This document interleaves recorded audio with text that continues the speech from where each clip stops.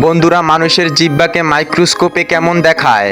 তাছাড়া সাধারণ পিঁপড়াকে মাইক্রোস্কোপে দেখে কোনো রাক্ষসের থেকে কম মনে হয় না।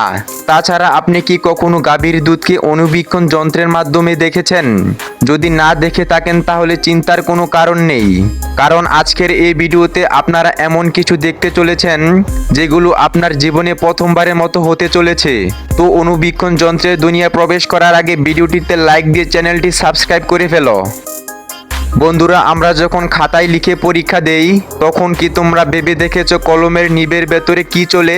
খালি চোখে নিবকে দেখলে মনে হয় একেবারে মিশ্রিত ধাতু, কিন্তু মাইক্রোস্কোপে দেখলে বোঝা যায় নিব আসলে ছোট ছোট পাহাড়ের রাস্তার মতো খাঁজ আর ফাটলে ভর্তি। কালি সেই খাঁজে জমে গিয়ে কাগজে অক্ষর তৈরি করে। তাই আমাদের সুন্দর হাতের লেখার এটাই মূলমন্ত্র।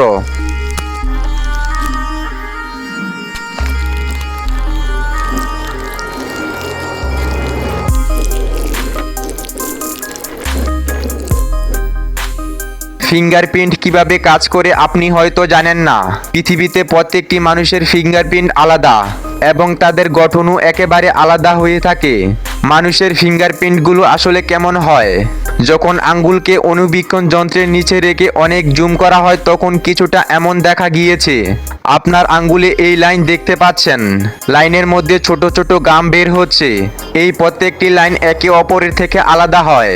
এটাই সেই পয়েন্ট যেটি একজনের সাথে অন্যজনের ম্যাচ হয় না, আর এর জন্য প্রত্যেকটি মানুষের ফিঙ্গারপ্রিন্ট আলাদা হয়।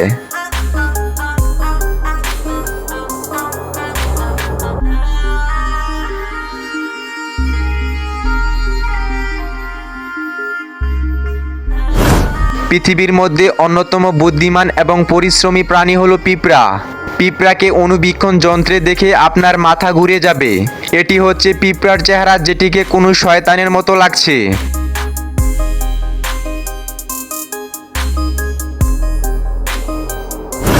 তুমি হয়তো কোনো সমুদ্র সৈকতে গিয়ে বালু হাতে নিয়ে খেলেছ, কিন্তু মাইক্রোস্কোপে প্রতিটি দানা এক একটা রঙিন রত্ন পাথরের মতো।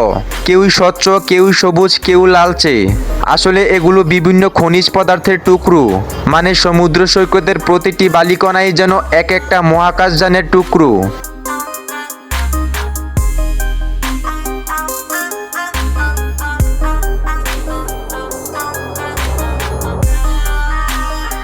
বন্ধুরা, মানুষের শরীরের সবথেকে গুরুত্বপূর্ণ অংশ হলো চোখ।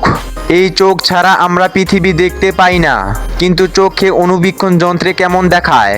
চোখে যদি আপনি অণুবীক্ষণ যন্ত্রের মাধ্যমে দেখেন তাহলে আপনার মনে হবে আপনি অন্য পৃথিবীতে চলে গিয়েছেন।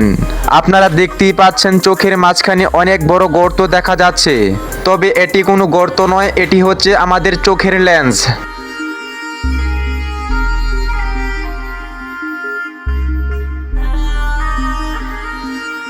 Plant under microscope. স্কুল কলেজে আপনারা তো এটা শুনেছেন যে গাছপালা সূর্যের আলোতে খাবার তৈরি করে, কিন্তু কিভাবে খাবারগুলো তৈরি করে? যখন আপনারা গাছপালার পাতাকে অণুবীক্ষণ যন্ত্রের মাধ্যমে দেখবেন তখন আপনারা পাতার মধ্যে ছোট ছোট গর্ত দেখতে পাবেন। এই গর্তগুলোর মাধ্যমে সূর্যের আলো গাছের মধ্যে প্রবেশ করে, আর এই এনার্জির মাধ্যমে গাছপালা খাবার তৈরি করে। Micro magic tap. আমাদের বিভিন্ন কাজে ব্যবহার করা হয় এই ম্যাজিক ট্যাপ। আপনারা কখনো না কখনো এই ম্যাজিক ট্যাপ ব্যবহার করেছেন। আপনি কি কখনো ভেবেছেন এই ম্যাজিক ট্যাপ কিভাবে কাজ করে? এটিকে অণুবীক্ষণ যন্ত্রের মাধ্যমে দেখুন।